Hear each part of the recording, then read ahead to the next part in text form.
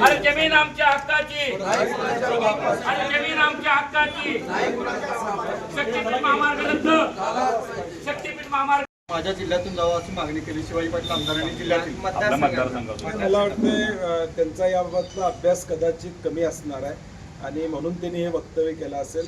चंदगडमधून खाली जोडणारा रस्ता बेळगाव मार्गे जो येतो तो चौपदरीकरण करण्याचं धोरण त्यांनी त्या ठिकाणी स्वीकारावं आणि गरजेचं नसलेलं उगाच राजकीय दृष्ट्या मी त्यात आहोत हे दाखवण्यासाठी आमदार महोदयांनी कुठलंही पाऊल उचलू नये अशी माझी त्यांना विनंती आहे. आजच्या या साखळी घालण्याच्या आंदोलनाला कोण कोण नेते सहभागी होते आणि शेतकऱ्यांना काय आवाहन करताय? नाही, राजू शेट्टी आणि आम्ही त्या दिवशी जाहीर केलं की आम्ही विठ्ठलाला साकडं घालू.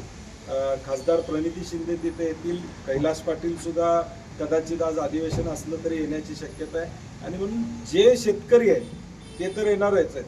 आमची सर्व पक्षीय राजकीय पुढाऱ्यांना विनंती आहे ज्यांनी भूमिका पूर्वी घेतली होती म्हणजे भाजपचे असतील, शिंदे गटाचे असतील किंवा राष्ट्रवादी अजितदादांचे असतील, या आमदारांनी सुद्धा पत्र दिले, भूमिका घेतलेले.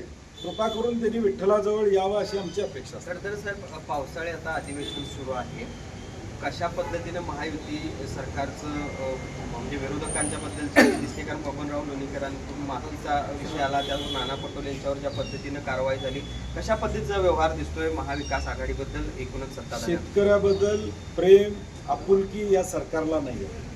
नाना पटोलेजींनी मागणी केली, बबनराव लोणीकरांनी माफी मागावी, त्याच्याऐवजी नाना पटोलेंनाच बडतप करण्याचं काम एक दिवसासाठी करण्यात आलं.